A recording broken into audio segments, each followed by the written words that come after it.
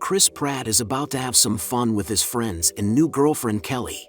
He turns off his headlights at high speed and shows us the beauty of nature, but he gets too distracted, and when he turns on the lights, he flies straight into the combine. It's been 4 years since then. Chris' life has changed drastically. He spends his days the same way, getting up, getting dressed, drinking strong coffee, crying just for fun, taking a shower and going to class where he did memory recovery exercises, because after that accident he started to forget a lot, but also being constantly prepared for it.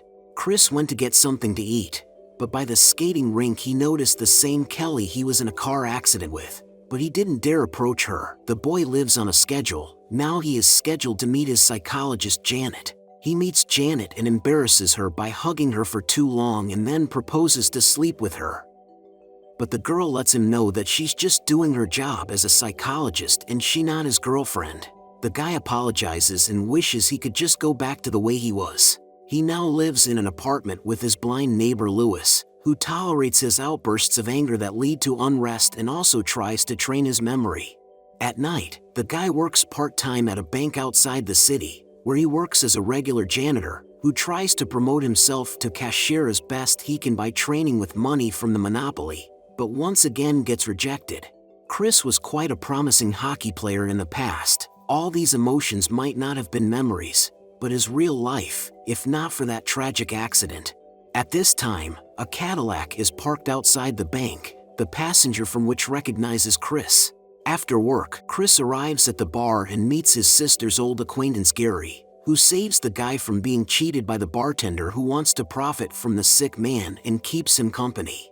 However, when he notices a girl flirting with him, he says goodbye to Chris and says something to the other men at the table and approaches the girl. The next day, Chris and Lewis go out with the family to celebrate Thanksgiving, where at the table they discuss how crazy the idea of Lewis opening their restaurant with Chris is, on the site where the gas station used to be. In a burst of judgment, however, Chris stops the family with a request to shut up. Talking about, okay?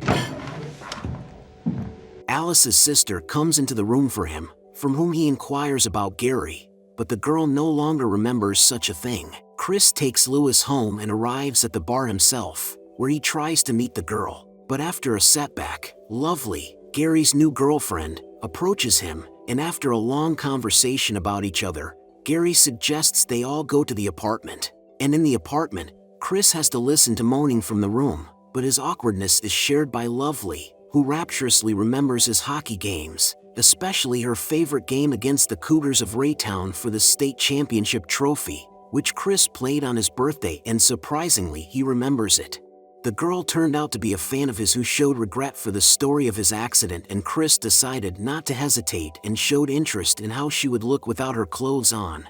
But the girl was only flattered by this and was willing to drag Chris into bed herself. Gary then gives him a ride home, and when the car comes to pick him up, he thinks Chris deserves a better life, so he invites him to an out-of-town party tomorrow night. When he gets home, he tells Lewis about his new progress and finds a note in his notebook from Lovely saying that she slept with Chris Pratt. Lewis thinks our boy is a male and sends him to bed. In the morning, he arrives at a party where Aaron meets him and brings him to the house where he meets his new sweetheart. The company welcomed our hero quite warmly, but for a reason, when he wakes up at night alone, he notices a light from the basement. There turns out to be a company of men, and Chris notices on the wall a plan to rob a bank, which Gary thinks should include Chris, who is so eager to get his old life back. Chris didn't give a definitive answer, so he said goodbye to his beloved Lovely and left, but he was escorted out by Gary along with Lovely. Today was the big day, for the bank was thinking of making a loan for Lewis and Chris to start their own business. And while Lewis at the diner thought they were going to make it, Chris had his eye on a girl from his past again, dear Kelly. One night after his evening routine, Chris called his father in the middle of the night and asked to borrow money, as Gary had told him to do a little earlier, but his father wouldn't give him the money, just as Gary had predicted. So the next day he already skips breakfast to follow the route of the armored car and acquire everything he needs for the robbery. The guys got pictures of the vault and have already worked out a plan to break into it, The most important thing is that on Friday when the car arrives, Chris will have to try to distract the lawman so that the men can pull off their part of the robbery already. In the evening, Lewis heard Chris come home not alone, but with Lovely, who, after a hot evening, decided to have a snack, but Lewis was waiting for her in the kitchen. He let the girl know right away that she clearly wasn't a match for Chris, and he heard it himself. The next day the money was dropped off at the bank, which meant that the robbery was going to happen after all. Chris comes to have dinner with Lewis, but he makes it clear that he will not live with him anymore and will soon move out. After that, he goes to see Lovely, who, without telling him, takes a cab to an unknown destination, and when the kid comes to work in the evening, his boss unexpectedly informs him that he has noticed how Chris has changed, so after the weekend he will consider his promotion. At this point, Chris changes his mind and calls the cop who has been checking on him every night, but already the robbers show up and he is forced to open the doors. Gary disapproves of his desire to leave the case and forces him at gunpoint to talk to the cop, who only warns that he has a baby and leaves. And the robbers proceed to break into the vault. But it's not that simple. The policeman decides to buy donuts and come back, and in the meantime Gary gets Chris to climb into the vault and participate in the robbery.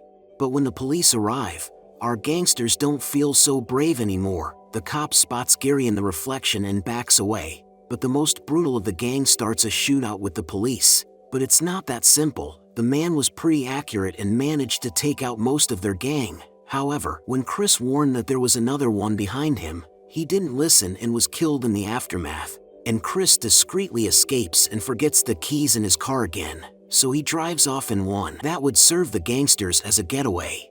On the road, he remembers those crazy events and is stopped by the police.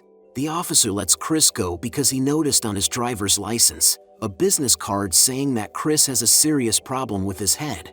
He pulls off the road and finds a shovel and bags in the trunk. So when he arrives at the house, he sees that Lewis's blind light is on, which means something is wrong. He dials him and the phone picks up Gary asking him to come up, but when the brutal man exits the building, Chris quickly drives off and arrives with bags of money at his parents' house.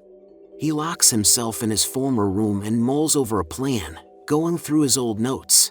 He finally sets his main goals: to save Lewis and kill Gary. So he puts his father's gun in his bag and tags the bag with black tape. He calls him the next morning and stipulates to meet him at the New Year's tree in the main square, where they will only know where the money is when he makes sure Lewis is safe. But when he arrives at the place, he spots Kelly and follows her. The girl turns out to have been waiting a long time for Chris to get up the courage to approach her. She shows him her prosthesis and Chris wakes up, but immediately he is dragged out of the car and dumped on the rink next to Lewis. Gary wants his money at any cost, but unfortunately Chris has forgotten where he buried the money. Gary does know about his notebook though, so they arrive together at the spot where he buried the money. There, he is excavating at gunpoint, and only thanks to a ribbon he tied to one of the bags, he gives the man the bag with the money and he shoots the man with the gun that was in the bag. Lewis survived, but Gary's stomach wound made him very sick and he eventually died himself. Chris confessed to the robbery, but the FBI didn't believe him and the cameras captured the robbery at gunpoint. A little later he did open his cafe with Lewis because the bank gave them a loan and he started writing again.